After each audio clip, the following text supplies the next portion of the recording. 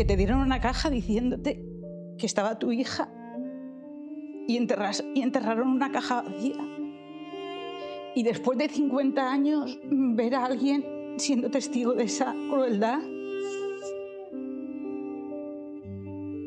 es lo que te da fuerza para seguir más fuerte y segura de que la voy a encontrar.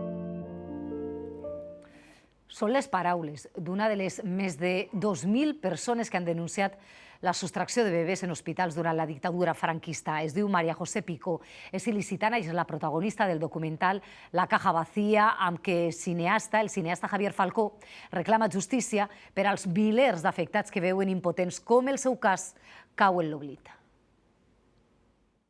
Han transcorregut 13 anys des de la primera denúncia de bebès robats a Espanya.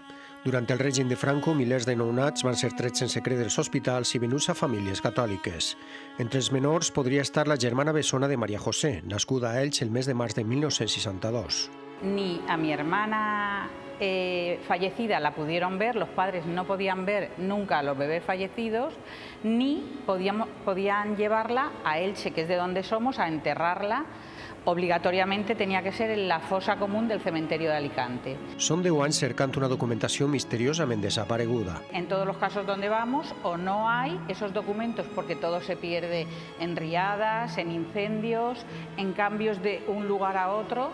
Les dues exhumacions realitzades han demostrat la inexistència de restes compatibles amb l'ADN dels pares. Tanmateix, això no ha impedit que s'arxivi el cas. Aquellas madres, padres, se les engañó de esa manera tan cruel. A nosotros que seguimos buscando también nos siguen engañando. El cas de María José ha servit al cineasta Javier Falcó per adentrar-se en una trama de corrupció delictiva i treure a la llum la caixa buida que fa 60 anys van soterrar a una fosa comuna del cementeri d'Alacant. No ha habido una voluntad clara desde el punto de vista de la Administración de la Justicia de depurar todas esas responsabilidades. Entonces, efectivamente, lo que pretende el documental es ponerlo de relieve para que la gente lo conozca y que sepa que este es un caso, pero es que hay muchísimos más casos que deberían ser revisados. La presentació del documental La caja vacía forma part del projecte Fosses del franquisme de l'Àrea de Memòria Històrica i de Cultura de la Diputació de València, que tracta de desfer la llosa de l'oblit de la part més fosca de la nostra història recent.